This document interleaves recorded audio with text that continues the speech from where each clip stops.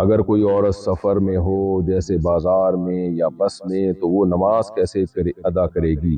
جب وہ بس میں ہے تو جتنا اس کے بس میں ہو اسی طرح سے نماز پڑھ سکتی ہے. وہ بازار میں ہو تو وہاں تو بہرحال کھڑے ہو کے نماز پڑھنی پڑے گی. بازاروں میں پانی ہوتا ہے، واش روم نہیں ہوتے بازاروں میں، تو پانی کا انتظام ہوتا ہے. تو عورت کو چاہیے شرم و حیا نہ کرے، اس میں سستی نہ کرے، بازار میں جائے نماز پڑھے. اللہ تعالیٰ نے بازار میں نماز کا الگ سے حکم دیا ہے.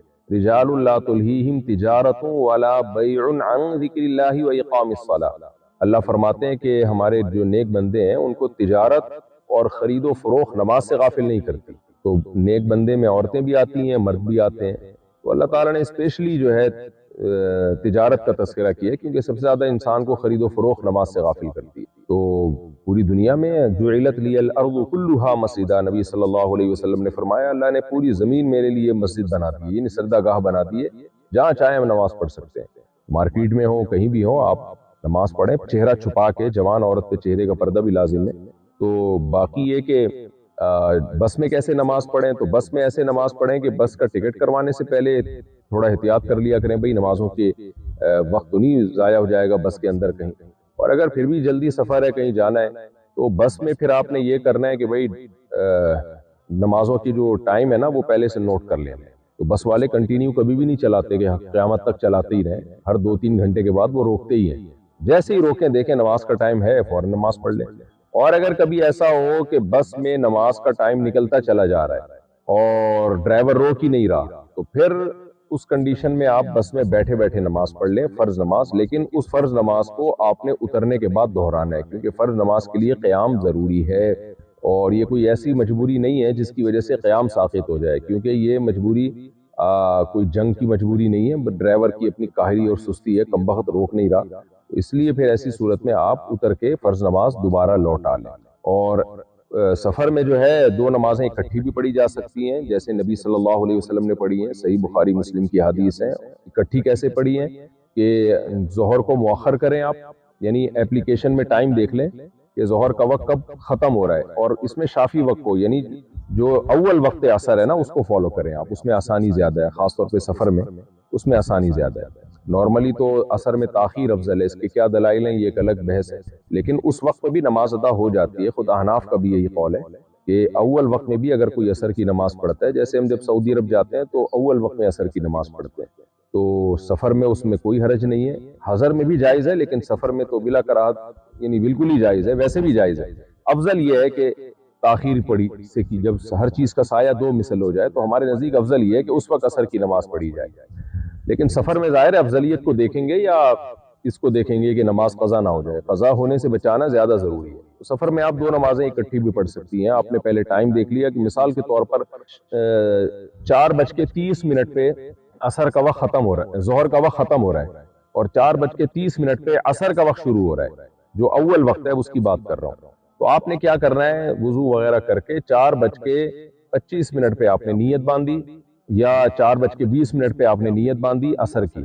عصر پڑھ لی، 2 رکعت عصر ہوتی ہے، وہ 4:25 پہ بھی 2 رکعت آسانی سے ادا ہو جاتی ہے. 4:25 پہ آپ نے نیت باندھی، 2 رکعت پڑھی عصر، اور تھوڑا سا 1-8 منٹ ٹھہری، اور جیسے ہی ظہر کا وقت داخل ہوا اسی وضو سے اسی وقت بیٹھے بیٹھے آپ نے 2 رکعت، سوری عصر کا وقت جیسے ہی داخل ہوا آپ نے عصر بھی پڑھ لی. دوبارہ ریپیٹ کر دیتا ہوں. فار ایگزامپل 4:30 پہ عصر کا وقت داخل ہو رہا ہے اور ظہر کا وقت ختم ہو رہا ہے، تو آپ نے 4:25 پہ ظہر کی نیت باندھی. پہلے شاید میں غلطی سے عصر کہہ گیا تھا. ظہر کی نیت باندھی آپ نے، 2 رکعت ظہر کی پڑھی اور سلام پھیرا. 2-3 منٹ اسٹے کیا، ٹھہر کے دیکھا کہ بھئی ابھی عصر کا وقت داخل ہو گیا، 1 منٹ احتیاطاً، یعنی 4:31 پہ آپ کیا کریں، عصر کی نیت باندھ لیں. تو اس طرح سے 2 نمازیں اکٹھی نبی صلی اللہ علیہ وسلم نے سفر میں پڑھی ہیں. اور مغرب میں بھی یہی کریں آپ کہ مغرب کو آپ ڈیلے کریں. جب مغرب کا وقت قضا ہونے کے قریب ہو اس وقت آپ نے 3 رکعت پڑھی، اور جیسے ہی مغرب کا قضا ہوئی اور عشاء داخل ہوئی تو اس وقت فوراً آپ نے عشاء بھی پڑھ لی. 2 رکعت عشاء کے 3 وتر بھی ساتھ میں پڑھ لیں. تو یہ طریقہ ہے جس طرح سے نبی صلی اللہ علیہ وسلم جمع بین الصلاتین کیا کرتے تھے. اس پر میں انشاءاللہ بہت ڈیٹیل سے تفصیل میں کلپ ایک ریکارڈ کروانے والا ہوں، پورے ریفرنسز کے ساتھ. بخاری مسلم کی حدیث ہے اس بارے میں. ثم تلبس یسیرا، آپ صلی اللہ علیہ وسلم نماز پڑھتے جمع بین الصلاتین میں، تھوڑا سا ٹھہرتے اور پھر اس کے بعد اگلی نماز پڑھتے جب اس کا یعنی اس کا وقت داخل ہو جاتا. تو ڈیٹیل میں انشاءاللہ میں تفصیل سے اس پر کلپ ریکارڈ کرواؤں گا۔ باقی یہ جو اس طریقے سے دو نمازیں اکٹھی پڑھی جاتی ہیں کہ ظہر کا وقت داخل ہوتے ہی عصر بھی ساتھ میں پڑھ لی اور مغرب کا وقت داخل ہوتے ہی عشاء بھی ساتھ میں پڑھ لی، اس پر کوئی صحیح روایت موجود نہیں ہے۔ جو روایتیں اس بارے میں صحیح ہیں وہ صریح نہیں ہیں، جو صریح ہیں وہ صحیح نہیں ہیں۔ صحیح اور صریح کا کیا مطلب ہے؟ جو صحیح حدیث ہیں ان میں یہ واضح نہیں ہے کہ ظہر کا وقت جیسے ہی داخل ہوا ساتھ میں فوراً عصر پڑھ لی، بلکہ نہیں، اس میں یہ روایتیں کہ سفر میں نبی صلی اللہ علیہ وسلم کو جب جلدی ہوتی تھی ظہر پڑھ کے ثم رکیب فوراً سوار ہو جایا کرتے تھے۔ تو بخاری کی حدیث ہے، اس میں یہ نہیں ہے کہ ظہر پڑھتے ہی عصر بھی ساتھ میں پڑھ لیا کرتے تھے اول وقت میں۔ ہاں ظہر پڑھ کے عصر ساتھ میں جب پڑھتے جب ظہر کو تاخیر کرتے، ظہر کو مؤخر کرتے اور عصر کے قریب لے کے جاتے۔ تو عبداللہ بن مسعود رضی اللہ تعالیٰ عنہ کی صحیح بخاری کی حدیث ہے کہ نبی صلی اللہ علیہ وسلم نے حج کے موقع کے علاوہ کبھی بھی دو نمازیں اکٹھی نہیں پڑھی ہیں۔ اکٹھی کا مطلب یہی کہ نماز کو قضا کر کے دوسرے وقت میں داخل کر کے یا اس والی نماز کو پہلے وقت میں لا کے، ایسا کبھی بھی نہیں پڑھا۔ بعض لوگ کہتے ہیں عبداللہ بن مسعود کو نہیں پتا ہوگا دو نمازیں اکٹھی ہونے کا، ہر صحابی کو ایسے تو نہیں کہ عالم الغیب ہو، سب کچھ یہ علم ہو۔ تو پہلی بات تو یہ کہ یہ کیسے ممکن ہے؟ جو نبی صلی اللہ علیہ وسلم کے سفر حضر کے ساتھی تھے ان کو ہی نہیں پتا چلا، تو کیسے پاسبل ہے؟ دوسری بات یہ کہ یہ ہم جب کہہ سکتے تھے جب عبداللہ بن مسعود رضی اللہ تعالیٰ عنہ دو نمازیں اکٹھی ہونے کی حدیث بیان نہ کرتے۔ خود عبداللہ بن مسعود سے صحیح سند سے ثابت ہے کہ نبی نے سفر میں دو نمازیں اکٹھی پڑھی ہیں۔ اب آپ دیکھیں ایک دفعہ ایک جگہ عبداللہ بن مسعود کہہ رہے ہیں دو نمازیں اکٹھی پڑھی ہیں، ایک جگہ کہہ رہے ہیں نہیں پڑھی ہیں، تو اس کا مطلب اس طرح سے نہیں پڑھی ہیں جس طرح سے آپ پڑھ رہے ہو کہ ظہر کا وقت داخل ہوتے ہی ظہر بھی عصر بھی، اس طرح سے نہیں پڑھی ہیں، اور اس طرح سے پڑھی ہیں جس طرح عبداللہ بن مسعود بیان کر رہے ہیں اور جس طرح دیگر احادیث سے ہمیں پتہ چل رہا ہے۔ تو وہ یہی ہے کہ ظہر کو مؤخر کیا جائے گا، عصر کے قریب لے جا کے پڑھا جائے گا، اور عصر کو مقدم کر کے ظہر کے بعد، اور مغرب کو مقدم اور عشاء کو مؤخر، اس طرح سے۔ باقی حج کی ایک خاصیت ہے، حج میں تمام ارکان خلاف قیاسی ہوتے ہیں، بہت سارے کام ہم سے خلاف قیاس کروائے جاتے ہیں، تو اس کی خاصیت یہ ہے کہ اس میں آپ جو ہے ظہر کے ساتھ ہی عصر پڑھتے ہیں اور مغرب کو آپ ڈیلے کرتے ہیں مزدلفہ میں، عشاء کے ساتھ آپ جو ہے وہ مغرب پڑھتے ہیں۔ تو یہ میں نے ڈیٹیل میں کچھ مسئلہ بیان کر دیا، باقی تفصیل سے انشاءاللہ میں اس پہ ریفرنسز کے ساتھ مسئلہ ریکارڈ بھی کروا دوں گا۔ ہمارے والد صاحب سرکاری نوکری کرتے ہوئے شہید ہو گئے تو ہمیں حکومت کی طرف سے کچھ رقم ملی جو ہم نے اسلامک بینک میں رکھوا دی اور اس کا منافع لیتے رہے، کیا یہ منافع لینا جائز ہے؟ کیا اس پر زکوٰۃ ہوگی؟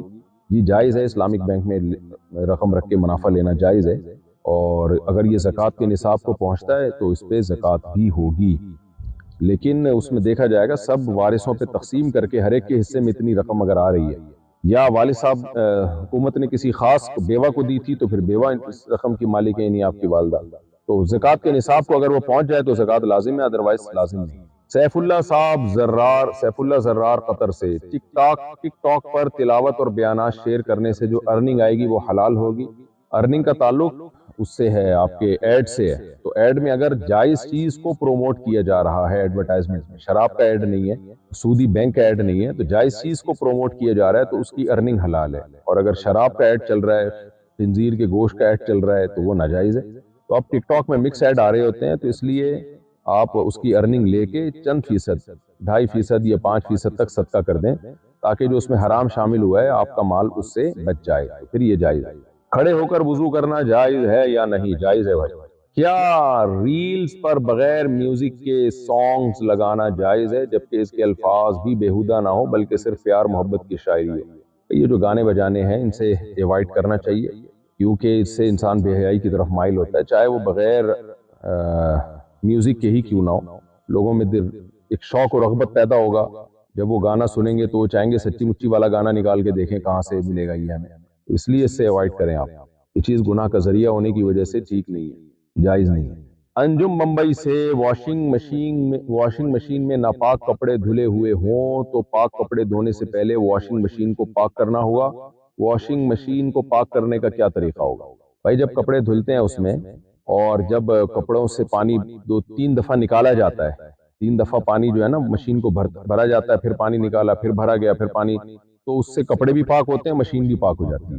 تو پھر بھی اگر ایک دفعہ پانی یوں کر کے ڈالیں اور نیچے سے نکال دیں اس کو، یعنی جاری کر دیں پانی، تو بالکل بے غبار طریقے سے پاک ہو جائے گی، شک وہم بھی دور ہو جائے گا۔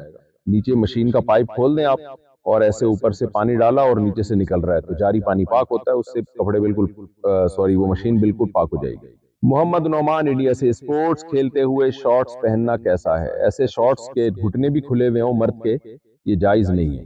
ناف سے لے کے گھٹنے تک کا ایریا مرد کے لیے چھپانا فرض ہے، کھیل کود میں اس کو ظاہر کرنا جائز نہیں ہے۔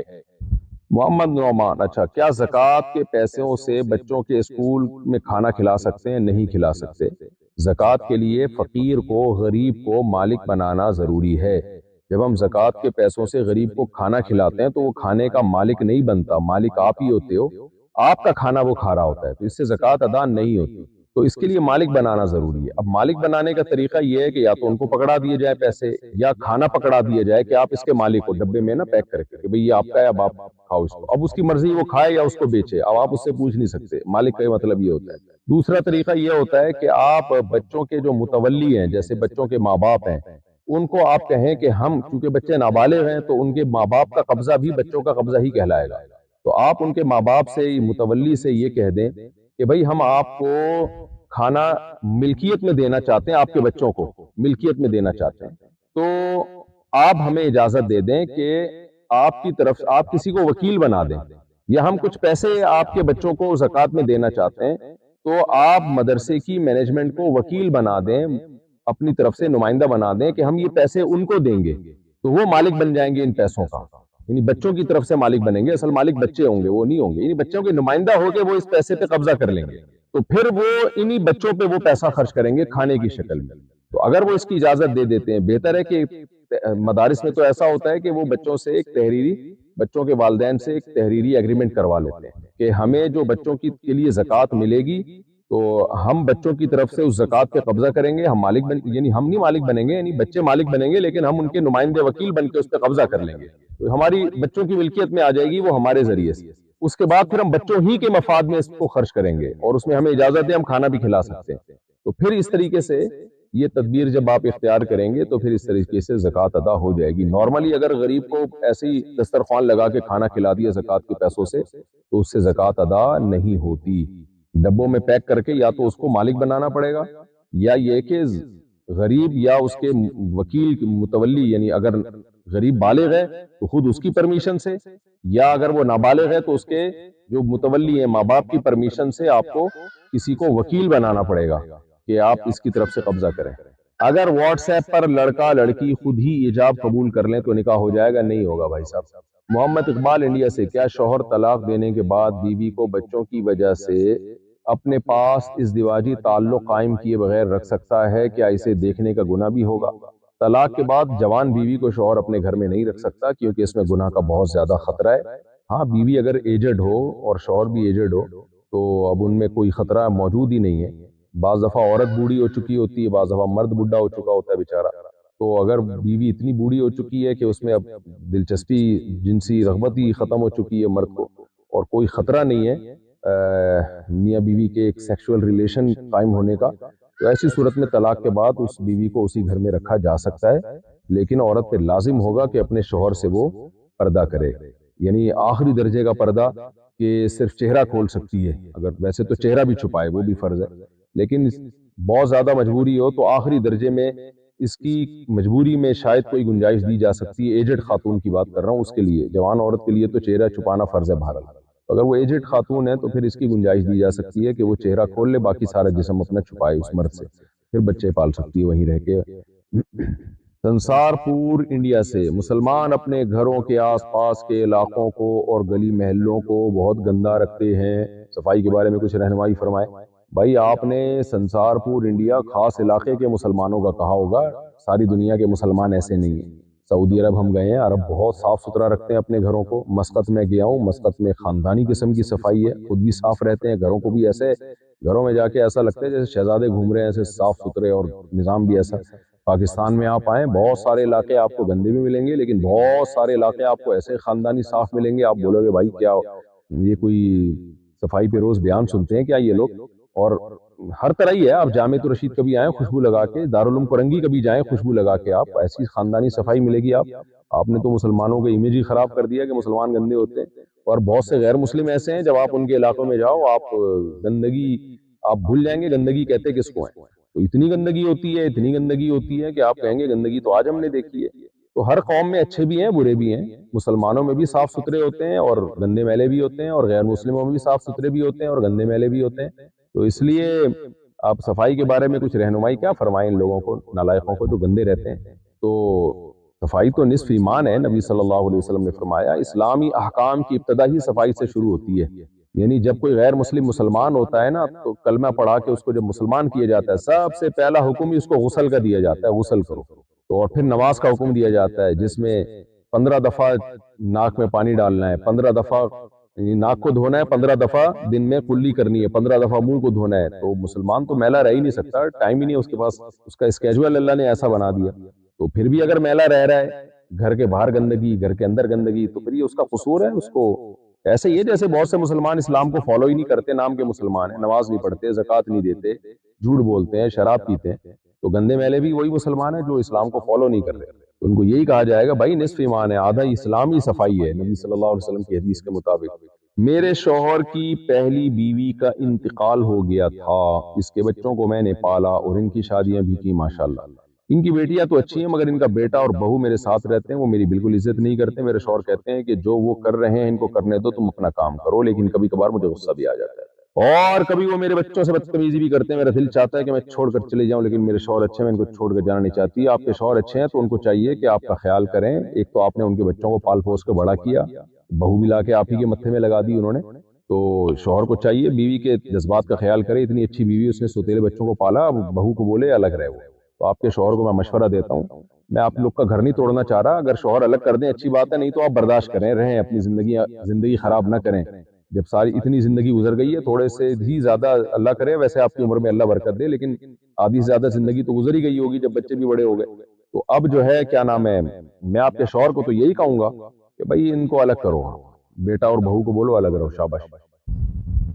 اگر ایک آدمی کی 2 بیویوں سے اولادیں ہوں لیکن وہ ایک دوسرے کو جانتے تک نہ ہو، کیونکہ مائیں پسند نہیں کرتی سوتیلے بچوں سے ملنا، تو یہ شریعت کی نظر میں کیسا ہے؟ بہت برا عمل ہے، کیونکہ وہ بھائی ہیں، باپ تو سب کا ایک ہی ہے نا، تو قطع رحمی کا گناہ ہوگا. تو اس لیے باپ پر لازم ہے کہ اپنے بچوں کو چاہے ایک بیوی کے ہوں چاہے دوسری بیوی کے ہوں، ملائے آپس میں. اس کی مثال بالکل ایسے ہے جیسے خاتون اگر شادی کرتی، پہلے شوہر سے اس کی اولاد بھی ہوتی، تو وہ چاہتی نا میرے پہلے شوہر کی اولاد جو ہے میرے دوسرے شوہر کی اولاد سے بھی ملے، یہ بہن بھائی ایک دوسرے کو پہچانے. تو ایسے ہی مرد بھی یہ چاہتا ہے، اور شریعت کا بھی یہی حکم ہے. باقی اگر بہت سخت مجبوری ہے تو پھر الگ سے چھپا کے ملا لیں، ان کو ماؤں کے سامنے نہ ملائیں. تو مائیں تو نہیں چاہتی ہمارے بچے اس خاتون کے بچوں سے ملیں، اس کے بچے ہمارے بچوں سے ملیں. تو یہ تو ایک کامن سی چیز ہے، لیکن آدمی کو چاہیے پھر چھپا کے ملا لیا کرے کہ بھئی ان کو بتائے یہ تمہارے بہن بھائی ہیں، ان سے اچھا سلوک کرنا ہے تم نے، تو ان کو ملایا کرے. ایسے بالکل دور رکھنا، یہ بہن بھائیوں کا ہی یہ رشتہ ہوتا ہے، تو اس میں قطع رحمی ہے، رشتہ داری توڑنا ہے، شریعت میں یہ جائز نہیں ہے. ان کو ملاتا رہے، آپس میں چھپ چھپا کے ملاتا رہے، اور ان کو بتا دے، اماں کو نہیں بتانا. ٹھیک ہے؟ ان کا جو اللہ سے ریلیشن ہے، جب تک اس کو سکون مل رہا ہوگا ریلیشن ہے، نہیں ہے سکون تو نہیں ریلیشن. مسلمان کو ایک صاحب مجھے ملے، انہوں نے کہا میں 15 سال سے تہجد پڑھ رہا ہوں لیکن میرا دل بالکل بھی نہیں لگتا. میں نے کہا شاباش. علامہ ابن سیرین رحمہ اللہ کا ایک قول مجھے یاد آیا، کہتے ہیں میں نے 20 سال تہجد پڑھی ہے نفس پہ جبر کر کے، 20 سال کے بعد دل لگنا شروع ہوا ہے. عجیب بات آپ کو بتاؤں، حدیثوں پہ حدیثیں یاد آتی ہیں، پھر مجھے ذہن کھلتا ہے. جب نا نبی صلی اللہ علیہ وسلم کے پاس کچھ صحابہ آئے، کسی نے کہا میں ڈیلی روزے رکھوں گا، پوری زندگی انہوں نے روزے رکھے. آپ صلی اللہ علیہ وسلم نے فرمایا سب سے بہترین روزہ صوم داؤد ہے، داؤد علیہ السلام کا روزہ ہے. اگر کوئی روزے میں خاندانی پیکج پہ عمل کرنا چاہتا ہے نا، سب سے خاندانی، تو وہ یہ نہیں ہے کہ ڈیلی روزے رکھے، وہ داؤد علیہ السلام والے روزے رکھے.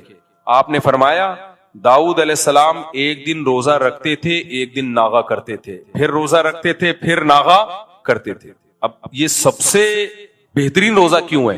وجہ اس کی ہے کہ اگر آپ کنٹینیوسلی روزے رکھنا شروع کرتے ہو، آپ کی باڈی کمزور ہونا شروع ہو جائے گی. جبکہ نبی نے فرمایا اللہ کو طاقتور مومن کمزور مومن سے زیادہ محبوب. روزے کا بنیادی مقصد روحانی قوت پیدا کرنا ہے، جسمانی طور پہ کمزور کرنا روزے کا مقصد نہیں ہے. کیونکہ کمزور آدمی سے زیادہ اللہ کو کون محبوب ہے؟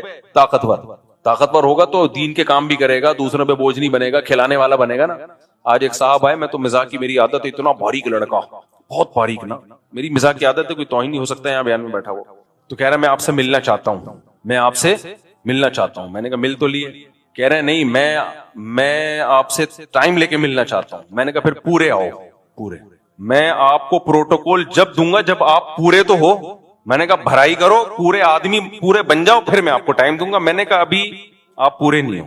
وہ بہت ہی باریک سا بیچارہ نا, تو ویسے ٹائم دے دوں گا, کوئی اتنا بڑا مسئلہ نہیں ہے. خیر, تو روزے کا مقصد کمزور کرنا نہیں ہے. کمزور کر کے کیا ہو جائے, نہ جہاد کے قابل نہ تبلیغ کے قابل, کسی کام کا نہیں رہتا وہ. واقعی تو وہ جو میں جس ٹاپک پہ بیان کرتا رہتا ہوں اس کے قابل تو بالکل بھی رہے گا نہیں. میں اب چھوڑ دیا اس ٹاپک پہ بیان کرنا. کل میں نے دیکھا لوگوں نے دبا کے میرے خلاف نیگیٹو کمنٹس اتنے زیادہ کہ بس کیا بتاؤں میں, تو ڈھیٹ ہوں, چھوڑوں گا نہیں. خیر, تو جسمانی طاقت یہ ضروری ہے نا, بیمار ہوگا تو اگر کنٹینیوسلی آپ روزے رکھتے ہیں نا تو جسم آپ کا کمزور ہونا شروع ہو جائے گا, اور روزوں کی عادت پڑ جائے گی تو نفس پہ شاق نہیں گزرے گا. یہ کام جس چیز کی عادت پڑ جاتی ہے نا, یوز ٹو ہو جاتا ہے, وہ پھر مشکل نہیں لگتا. ایسے بھی علماء گزرے 13 سال لگاتار روزہ رکھا سوائے بقرعید اور عید کے. یہ جو صاحب ہدایہ ہے نا, جو فقہ کی دنیا کی مشہور ترین کتاب, دنیا میں سب سے زیادہ اسلامی قانون کی کوئی کتاب اگر پڑھائی گئی ہے اور حکومتوں میں نافذ رہی ہے تو وہ ہدایہ ہے, جو برہان الدین مرغینانی رحمۃ اللہ علیہ بہت بڑے فقی گزرے تھے, ان کی ہے. فقہ حنفی کی مشہور کتاب ہے. یہ آکسفورڈ یونیورسٹی میں ایک طویل عرصے تک پڑھائی جاتی رہی ہے, اور گوروں نے جو لا بنائے ہیں نا اس کی بنیاد ہدایہ سے ہی لی ہے انہوں نے, کیونکہ گوروں کے پاس تو کچھ بھی نہیں تھا نا, اسٹرکچر ان کو کہاں سے ملا ہے, ہدایہ سے ملا ہے انہیں. تو 80 جلدوں میں صاحب ہدایہ نے لکھی تھی, پھر اس کو مختصر کیا. تو اب کیا ہے, صاحب ہدایہ نے 13 سال لگاتار روزہ رکھا ہے. 13 سال. اکابر میں اسلاف میں ایسے بہت واقعات ملتے ہیں ہمیں, سوائے عید کے دن ناغا کرتے تھے, باقی رکھتے تھے وہ. تو اب کیا ہوتا ہے, کنٹینیوسلی جب آپ دیکھو رمضان میں شروع کے 3-4 دن ہمیں مشکل لگتے ہیں, اس کے بعد عادی ہو جاتے ہیں, پھر تو جس دن روزہ چھوڑنا ہو کسی بیماری کی وجہ سے وہ مشکل لگ رہا ہوتا ہے. تو داؤد علیہ السلام کیا کرتے تھے, ایک دن روزہ ایک دن ناغا, اس سے صحت بھی اچھی. ایک دن روزے کی وجہ سے باڈی کی سروس ہو گئی, اگلے دن کھا لیا. لیکن ہوتا پھر اگلے دن روزہ رکھنا بڑا مشکل ہوتا ہے, کیونکہ نہ رکھنے کی عادت پڑ رہی ہے نہ چھوڑنے کی عادت. کتنا مشکل کام ہے. اس سے روحانی قوت بڑھتی ہے, آدمی کی قوت ارادی بہت مضبوط ہو جاتی ہے کہ وہ جب چاہتا ہے جو کام کر سکتا ہے. ہم بہت سارے کام کرنا چاہتے ہیں, ہماری قوت ارادی ساتھ نہیں دے رہی ہوتی. صبح شام سوچ رہے ہوتے ہیں یہ کریں گے وہ کریں گے, کرنے کا ٹائم آتا ہوتے نہیں ہے. تو جو مشکل کام کر لیتے ہیں نا, ان کی قوت ارادی ہو جاتی ہے مضبوط. جیسے جو ہمت کر کے ایک دفعہ نشہ چھوڑ لیں. ہمارے ایک دوست تھے یعنی اب دوست بنے, جب نشہ کرتے تھے اس وقت دوست نہیں تھے وہ. تو انہوں نے بتایا مجھے نشے کی عادت پڑ گئی تو مجھ سے چھوٹتا ہی نہیں تھا. کہتے ہیں میں نے کیا کیا, اپنے آپ کو گھر کے اندر بند کر لیا, کنڈی لگا دی, تالا ڈال دیا, ماں سے کہا کہ مجھے بس کھڑکی سے کھانا پہنچا دیا کرو. 6 مہینے تک میں گھر سے باہر نہیں نکلوں گا, کیونکہ گھر سے باہر جاؤں گا دوستوں میں بیٹھوں گا پھر نشہ. تو 6 مہینے مجھے تڑپنے کے لیے دے دو, چیخوں گا چلاؤں گا کوئی بات نہیں, برداشت کروں گا. بہت ٹینشن والا کام ہے یہ. ہمیں نشے کی عادت نہیں ہے نا, اس لیے ہمیں نہیں. جن کو عادت ہے ان کے لیے بہت بڑی مشکل ہے. اس نے مجھے خود واقعہ سنایا, کہہ رہے میں نے کہا جمعہ بھی نہیں پڑھنے جاؤں گا, مجبوری تھی کیونکہ جمعہ پڑھنے جاؤں گا تو مجھے ڈر تھا کہ وہی دوست مل جائے پھر نشے میں نہ لگ جاؤں, تو گھر میں ہی نماز پڑھوں گا. اور یہ برکت تھی تبلیغ کی. تبلیغ میں سروزہ لگایا تھا. تبلیغ والوں نے بہت دنیا چینج کی ہے بھائی. جہاں بھی دنیا میں جاؤ ایسے ایسے بدماشوں کو سیدھا کر دیا. نہ کوئی ان کا ولاگ آتا ہے, نہ کوئی پوڈ کاسٹ آتی ہے, نہ کوئی کتاب ہے جس میں ان لوگوں کی داستانیں ہوں. اور ان لوگوں کی زندگیاں تبدیل کرنے میں جس شخص کا بڑا کردار ہوتا ہے اس کا بھی کوئی نام نہیں جانتا. اس لیے میں کہتا ہوں تبلیغ سے زیادہ اخلاص والا کام شاید مارکیٹ میں ہے نہیں. میرے ہاتھ میں تو 2 آدمی مسلمان ہوں گے, اگلے دن میڈیا پہ خبر آئی بھی ہوگی, حالانکہ وہ کیے کسی اور نے ہوں گے, آ کے ہمارے ہاتھ میں ہو گئے ہوں گے. تو تبلیغ کا کام میں اخلاص اینڈ ہے.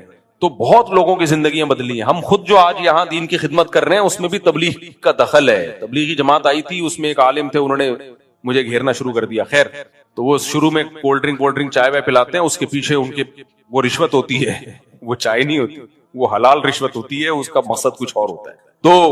تو کیا ہے, کیا کہہ رہا تھا یار, پھر 6 مہینے تک اس نے اپنے آپ کو بند کیا. تو کہہ رہا ہے میں اتنا طبیعت خراب ہوئی, میں نے کہا مر جاؤں گا, بس 6 مہینے بعد نشہ ختم. کہہ رہے اس قوت ارادی کا مجھے فائدہ اتنا ہوا کہ اب میں جو چاہے کھاؤں اور جو چاہے چھوڑوں, کیونکہ میں نے دیکھا اس کو موٹا ہو رہا تھا نا کھا کے. کہہ رہے میرے لیے اپنے آپ کو دبلا کرنا کوئی مسئلہ نہیں ہے, میں نے اتنی بڑی قربانی دی ہے, میں جب چاہوں گا روٹی چاول آلو چھوڑ دوں گا. کہہ رہے میرے ہاتھ میں ہے, کیونکہ لوگ وزن گھٹانا چاہتے ہیں, ان سے ڈائٹنگ ہی نہیں ہوتی, آج فیصلہ کریں گے یہ پراٹھے چھوڑ دیں گے, پھر کل کھانا شروع کر دیں گے, 4 دن ہو گئے, تو اس کی قوت ارادی اتنی مضبوط, کہہ رہے اب مجھ سے جو چاہے کروا لو میں وہ کر لیتا ہوں.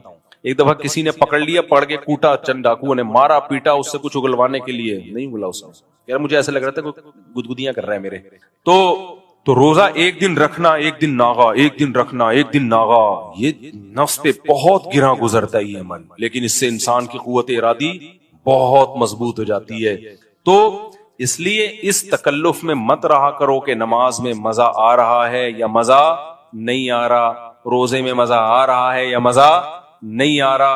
اور میں آپ کو شرطیہ کہوں, اس نیت سے نماز پڑھنا شروع کر دی نا کہ مزہ آئے نہ آئے, اللہ کی قدرت ہوتی ہے آنا شروع ہو جاتا ہے. صرف ان کو نہیں آتا جو یہ سوچ کے پڑھتے ہیں کہ مزہ کیوں نہیں آ رہا, ان کو نہیں آتا. تو اسی طرح ماں باپ کی خدمت ہے, بعض دفعہ بوجھ ہوتی ہے انسان کے اوپر, بھائی چھوڑو, کس کا حکم ہے؟ اللہ کا حکم ہے. گھر والوں کو ٹائم دینا, بیوی بچوں کو, یہ بھی بڑا مسئلہ ہے, لوگ ٹائم نہیں دیتے. جو لوگ اپنے بچوں کو ٹائم نہیں دیتے نا, وہ بچوں کی محبت سے محروم, بچوں کی محبت سے بولو محروم. میں نے ایسے ایسے بیچارے بڈھے دیکھے ہیں, بچوں سے لنک ہی نہیں تھا ان کا. ایک صاحب نے بتایا میرے بچے ایسے بڑے ہو رہے ہیں یوں کر کے, کیونکہ کہتے ہیں میں جب صبح آفس جاتا ہوں تو وہ سو رہے ہوتے ہیں, جب آفس سے واپس آتا ہوں تو وہ سو چکے ہوتے ہیں. تو ایک دن میں نے دیکھا تھا اتنے تھے, اب مجھے تھوڑے سے جو ملک سے باہر رہتے ہیں 2-2 سال کے بعد آتے ہیں, ان کے ساتھ کیا ہوتا ہے.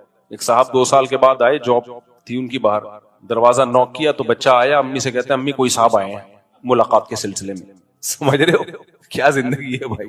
تو اللہ کا حکم سمجھ کے بچوں کو وقت دے دو. آپ کو اگر اچھے نہیں لگ رہا نا, تھوڑے دن بیٹھو. ہمارے ایک دوست ہیں کووڈ میں نا, ان کے سفر بہت ہوتے تھے, پوری دنیا میں ٹریولنگ. کووڈ کے دنوں میں کہیں سفر رہا نہیں نا, مجبوراً گھر میں بیٹھنا پڑا. تھے بھی مدینہ منورہ میں ہیں, تو ان کے میسج آیا, ان سے میری فون پہ بات ہوئی. میں نے کہا اور ٹائم کیسا گزر رہا ہے؟ کہہ رہے الحمدللہ گھر والوں کے ساتھ ہوں, کافی مجھے اچھے لوگ لگے یہ لوگ جو ہے نا, میں جیسا سمجھ رہا تھا ویسے نہیں, کافی اچھے لوگ ہیں. اپنی بیوی بچوں کے بارے میں کہہ رہے ہیں کہ کافی مناسب لوگ. کہہ رہے ٹائم ہی نہیں مل رہا تھا ان کے پاس بیٹھنے کا. تو اللہ کی خاطر گھر والوں کو ٹائم دے دو میرے بھائی, تھوڑا سا ابا اما کو ٹائم دے دو, رشتہ داروں سے ہیلو ہائی کر لو, کچھ صدقات و خیرات نہ چاہتے ہوئے بھی کبھی کبھار کر دیا. مہینے میں کچھ اماؤنٹ تو ہر مسلمان کو صدقہ کرنی چاہیے, وہ تو نکالنی ہی نکالنی. کچھ کبھی کبھار چھکا بھی لگا دیا کرو. کیا لگا دیا؟ چھکا. ایسا صدقہ کر دیا کہ تھوڑا سا دل پہ آ رہے چلے یار یہ تو کچھ زیادہ ہو.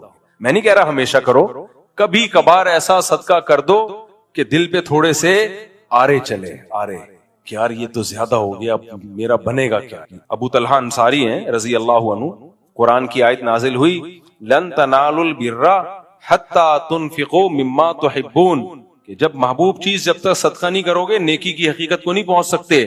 تو وہ آئے, عرض کیا یا رسول اللہ میں نے اپنے دونوں باغ جو سورس آف انکم تھی وہ صدقہ. کیا خیال ہے بھائی, اتنی باغ پہ محنت کی اور سورس آف انکم صدقہ کرنا آسان ہوتا ہے, سورس آف انکم صدقہ کرنا بہت مشکل ہوتا ہے. کہ اپنی چلتی ہوئی دکان دے دو, اور بھی ان کا ہوگا روزگار, بچوں کو بھی تو پالنا ہے, لیکن پھر بھی یہ صدقہ آسان تھوڑی ہے. نبی نے کیا فرمایا, واہ واہ ذاک مال رابح, یہ تو بہت مہنگی چیز ہے. لیکن آپ نے ان کا جذبہ دیکھا, وہ تو اڑے ہوئے تھے. تو آپ نے بھی کیا فرمایا, اپنے چچا زاد بھائیوں کو دے دو, کیونکہ وہ غریب تھے. یہ وہ ریلیشن سمجھ میں آیا کہ نہیں آیا؟ گورا دے گا اپنے چچا زاد بھائیوں کو, ہیں اگر بالفرض کہیں سے نکل بھی آئے چچا زاد بھائی تو دے گا, ہے ہی نہیں چچا. اسلام ریلیشن پہ بلیو کرتا ہے بھائی, ریلیشن میں اپنے, اور پھر ریلیشن میں خونی ریلیشن, بلڈ ریلیشن. قرآن کیا کہتا ہے, وَأُولُو الْأَرْحَامِ بَعْضُهُمْ أَوْلَى بِبَعْضٍ فِي كِتَابِ اللَّهِ. دیکھو انصار اور مہاجرین سے بڑا کوئی رشتہ نہیں ہو سکتا.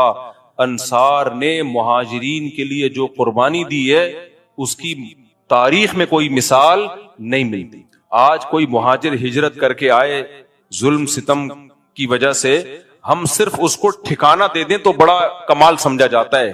غیر قوم کا آدمی تھا, اپنے ملک سے آیا, ہم نے ٹھکانہ دے دیا. اول تو گورنمنٹ ٹھکانے دے رہی ہوتی ہے, پرسنلی لوگ پرسنلی تو یہ کام کر نہیں رہے ہوتے.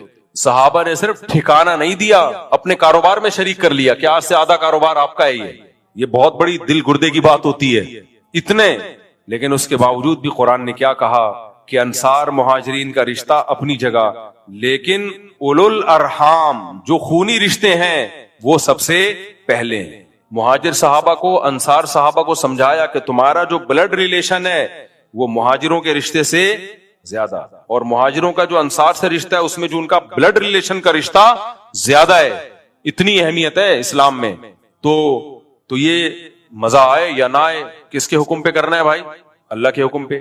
نبی صلی اللہ علیہ وسلم نے فرمایا, یہ سارے میں ان اسکالرز کے خلاف بات کر رہا ہوں جو اباحت پسندی کی طرف جا رہے ہیں.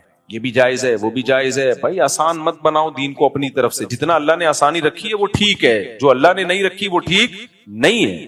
آپ دیکھو ٹرینوں میں لوگ بیٹھے بیٹھے نماز پڑھ رہے ہیں, ان سے بولو بھائی کھڑے ہو کے نماز پڑھو. کہتے ہیں اسلام میں آسانی ہے اتنی جتنی اللہ نے دی ہے.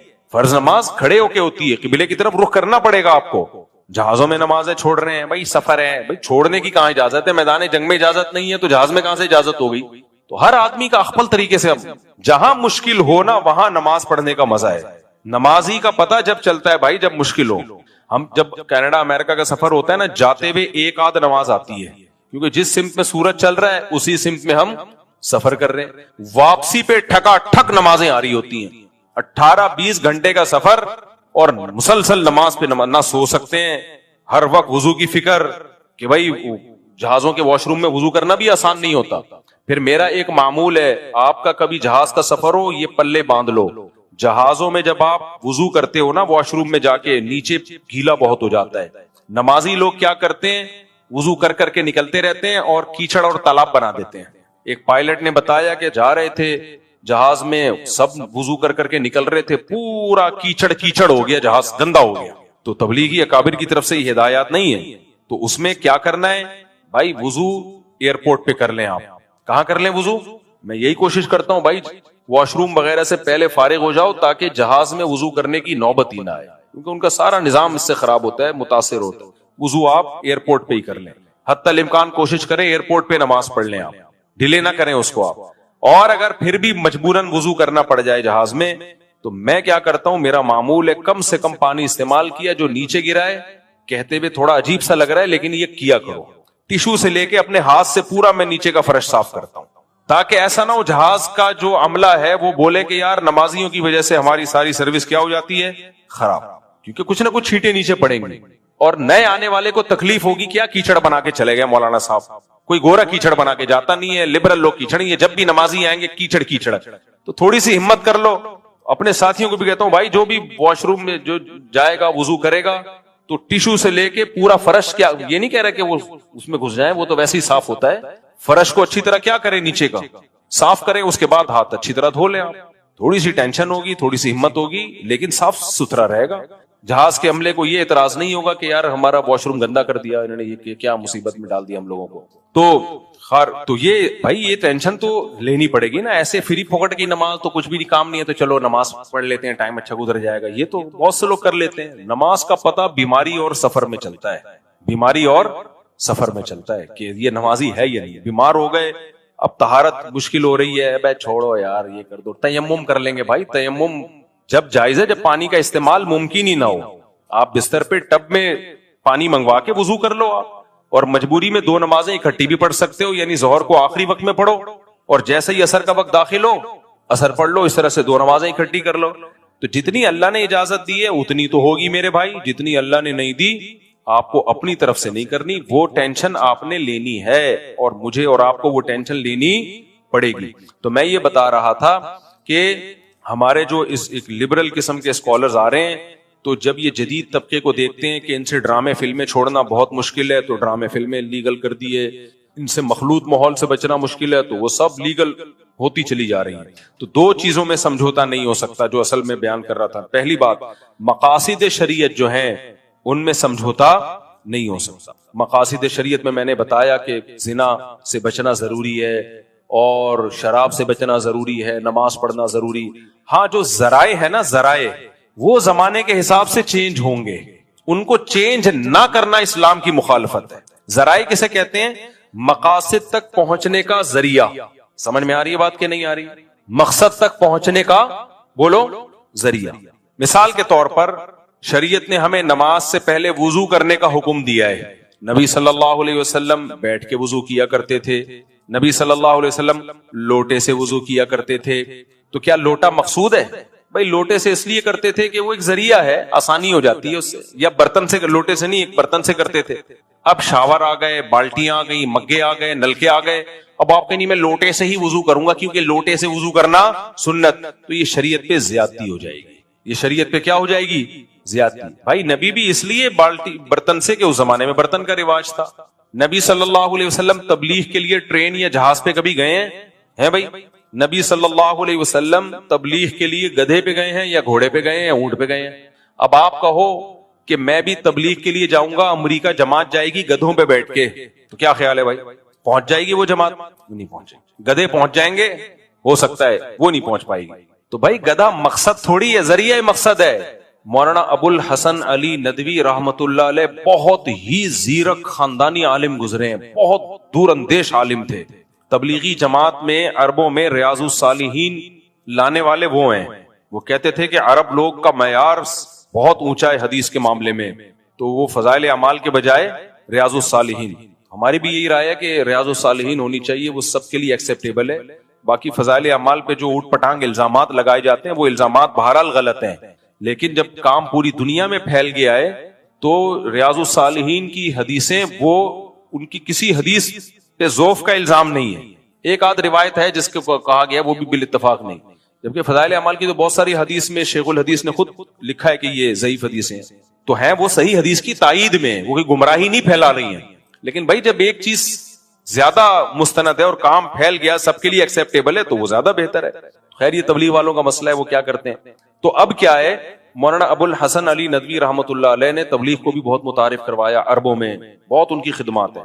وہ یہ کہا کرتے تھے کہ مقاصد پہ کبھی بھی سمجھوتا مت کرو.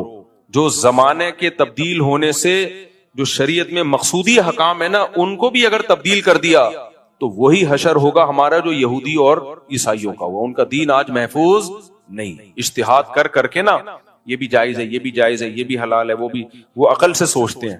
عورت کو طلاق کا رائٹ دے دیا انہوں نے, وراثت کے حکام میں تبدیلی کر دی کہ آپ اپنی اولاد کو نہیں دینا چاہو تو کسی اور کو بھی دے دو, جب آپ کی جائیداد ہے آپ نہیں دینا چاہتے. اسلام تو کہتا ہے نہیں بھائی, آپ وصیت کر ہی نہیں سکتے اولاد کو محروم کرنے کی.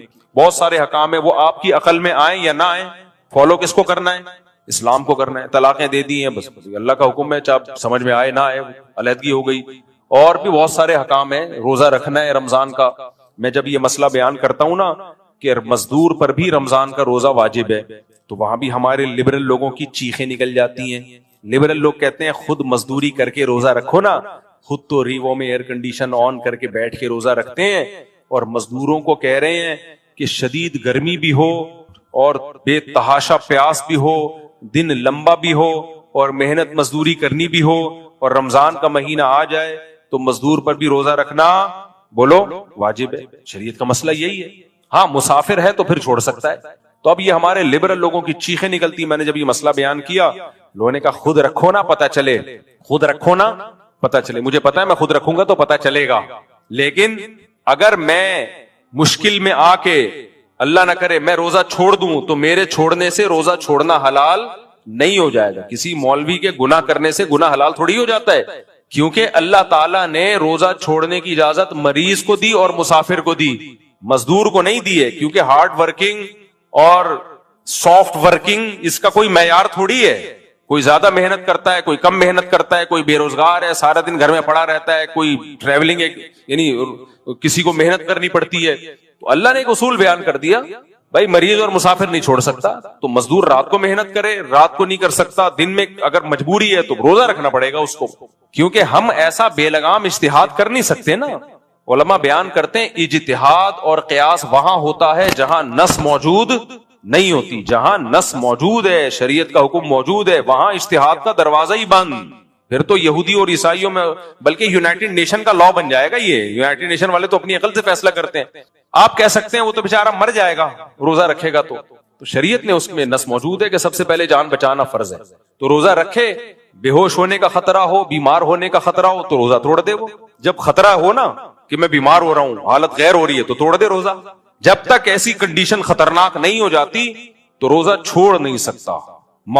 صرف پیاس کی شدید شدت یا بھوک کی شدید شدت کی بیس پہ روزہ توڑ بھی نہیں سکتا.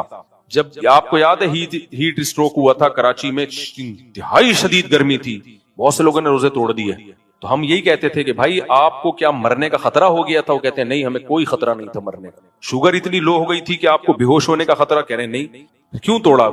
برداشت نہیں ہو رہا تھا، بہت شدید پیاس لگ رہی تھی۔ ہم نے کہا بھائی آپ کو 60 روزے کفارے کے طور پہ رکھنے پڑے۔ اب وہ کہتے ہیں کیا اللہ اتنا ظالم ہے، اللہ کو ترس نہیں آ رہا، ہم سے برداشت نہیں ہو رہا؟ بھائی اللہ نے حکم دیا برداشت کرنا پڑے گا، کسی کو زیادہ پیاس لگتی ہے، کسی کو کم پیاس لگتی ہے، اس کا کوئی معیار نہیں ہے شریعت میں۔ شریعت میں یہی ہے، بیمار ہونے کا غالب گمان ہو یا موت کا غالب گمان ہو تو توڑ سکتے ہو، جب تک موت یا بیماری کا خطرہ نہیں ہے برداشت کرنا پڑے گا۔ یہ نہیں کہ بہت زیادہ پیاس لگ رہی ہے تو وہ کفارہ لازم ہوگا آپ کے اوپر۔ ایک مولانا صاحب نے مسئلہ بیان کر دیا، اب اہل حدیث عالم تھے، میں نہیں کہہ رہا سارے اہل حدیث ہوتے ہیں، لیکن اہل حدیث عالم میں کوئی ایک رائے نہیں ہوتی، ہر عالم کی اپنی ایک کوئی رائے ہوتی ہے، تو ہم کسی پوری جماعت پہ کوئی حکم لگا نہیں سکتے۔ پچھلے سال ایک اہل حدیث عالم سے مسئلہ کسی نے پوچھا کہ دودھ پلانے والی عورت روزہ چھوڑ سکتی ہے یا پریگنینسی میں عورت روزہ چھوڑ سکتی ہے؟ انہوں نے فرمایا ہاں چھوڑ سکتی ہے کیونکہ مجبوری ہے۔ بھائی کہاں سے نکال لیا کہ پریگنینسی میں دودھ پلانے والی عورت روزہ چھوڑ سکتی ہے؟ یہ کوئی بیماری تھوڑی ہے، پریگنینسی نہ ہونا بیماری ہے، تبھی تو علاج ہو رہا ہوتا ہے، پریگنینسی ہونا تو نیچرل ہے۔ انہوں نے کہا دودھ پلانے والی عورت بھی روزہ چھوڑ سکتی ہے؟ نہیں چھوڑ سکتی روزہ، جب چھوڑ سکتی ہے جب دودھ پلانے سے اس کو چکر آ رہے ہو۔ سمجھ میں آ رہی ہے بات؟ چکر آنا ایک بیماری ہے، پھر چھوڑ سکتی ہے۔ اگر کوئی دودھ پلا رہی ہے چکر نہیں آ رہے تو پلانے پڑے گا، یعنی اس کو روزہ نہیں چھوڑ سکتی۔ یا روزہ چھوڑ کے دودھ ختم ہو رہا ہے، بچے کی جان کو خطرہ ہو گیا ہے تو پھر بھی چھوڑ سکتی ہے روزہ، اپنی جان یا بچے کی جان بچانے کے لیے۔ لیکن بچے کی جان کو بھی خطرہ نہیں ہے، کوئی چکر بھی نہیں آ رہے، تو صرف دودھ پلانے سے قرآن میں یا حدیث میں کہیں نہیں ملتا کہ عورت دودھ پلانے والی روزہ چھوڑ سکتی ہے۔ آپ کا بے لگام اجتہاد ہے۔ ہم نے بہت سی عورتوں کو دیکھا ہے فیڈ کراتی ہیں بچوں کو، پھر بھی روزے رکھتی ہیں پورے کچھ بھی نہیں ہوتا ان کو۔ اسی طرح پریگنینسی میں روزہ چھوڑنے سے، روزہ رکھنے سے اگر نقصان ہو رہا ہے، بیماری ہو رہی ہے، پھر ایک الگ بات ہے۔ اگر بیماری نہیں ہو رہی تو پریگنینسی بذات خود ایسی چیز نہیں ہے جس کی وجہ سے روزہ چھوڑنا جائز ہو۔ بعض خواتین یہ کہتی ہیں ہم جب بچے کو دودھ پلاتی ہیں اور روزہ رکھیں تو بھوک بہت شدید لگتی ہے۔ وہی بات ہے، شدید بھوک روزہ چھوڑنے کا عذر نہیں ہے، کیونکہ روزہ جب آپ رکھیں گے تو کسی کو کم بھوک لگے گی، کسی کو شدید لگے گی، کسی کو بہت شدید لگے گی۔ تو یہ سب آج کل کے بے لگام اجتہاد ہیں، ایسے اسکالر سے بچیں، تمام دوائیں بچوں کی پہنچ سے دور رکھیں۔ میں بات کو 2 منٹ میں جلدی سے کمپلیٹ کر لوں تو شریعت میں کیا ہے؟ مقاصد پہ سمجھوتا بولو نہیں، ذرائع پہ سمجھوتا، ذرائع لچکدار۔ تو ابو الحسن علی ندوی رحمۃ اللہ علیہ فرمایا کرتے تھے مقاصد پہ کوئی سمجھوتا مت کرو، ذرائع میں اتنی لچک پیدا کر دو کہ جس وقت جو طریقہ سوٹیبل لگ رہا ہو فوراً اختیار کرو۔ یہ مت دیکھو کہ صحابہ نے یہ طریقہ اختیار کیا یا نہیں کیا، ہمارے بزرگوں نے یہ طریقہ اختیار کیا یا نہیں کیا۔ تبھی تو دیکھو جب الیکٹرانک میڈیا آیا، جو علماء الیکٹرانک میڈیا میں آ گئے وہ آگے نکل گئے، اور جو یہ کہنے لگے ہمارے بزرگوں نے تو کیسٹ کے ذریعے اسلام نہیں پھیلایا، ہمارے بزرگوں نے تو یوٹیوب کے ذریعے اسلام نہیں پھیلایا، وہ بیچارے مارکیٹ سے شارٹ۔ اسی میں یہ ہے کہ بھائی یونیورسٹی میں جانا، جہاں مخلوط ماحول ہو بیان کرنا، بھائی یونیورسٹی میں جا کے بیان کرنا یہ مقصد نہیں ہے، ذریعہ مقصد ہے۔ مقصد کیا ہے؟ دین کو فائدہ ہو۔ تو اگر یہ اس طرح سے دین کو پھیلانے کا موقع مل رہا ہے تو یہ موقع ضائع مت کرو، آپ ضائع مت کرو یہ موقع۔ تو ذرائع اتنے لچکدار ہونے چاہیے کہ جو بھی طریقہ اختیار کر لے اپنا ظرف اس کے لیے بڑا رکھو۔ کچھ لوگ کیا کرتے ہیں؟ بادشاہوں سے ملتے ہیں، ان کو ہدیے دیتے ہیں۔ ان کا مقصد کیا ہوتا ہے؟ ان کے دل نرم ہو، دین کی طرف آئیں، ملک کا نظام ٹھیک ہو۔ اگر ان کی نیت تبلیغ ہے ٹھیک ہے، بالکل اس پہ یہ کہنا درباری لوگ ہیں، سرکاری ملا ہیں، درباری ملا، بھائی کوئی ایک طریقہ متعین نہیں ہے، جس کو جو طریقہ سوٹیبل لگ رہا ہے وہ طریقہ اختیار کرے۔ تبلیغ والے بعض دفعہ کیا کرتے ہیں؟ دعوت دیتے ہی نہیں ہے، صرف کھانا کھلاتے ہیں اور نکال دیتے ہیں پلیٹ سے۔ چائے پلائی، چلو بھائی السلام علیکم، وعلیکم السلام۔ کوئی دعوت نہیں ہے، کچھ بھی نہیں، چائے کا خامخواہ کا خرچہ ہو گیا۔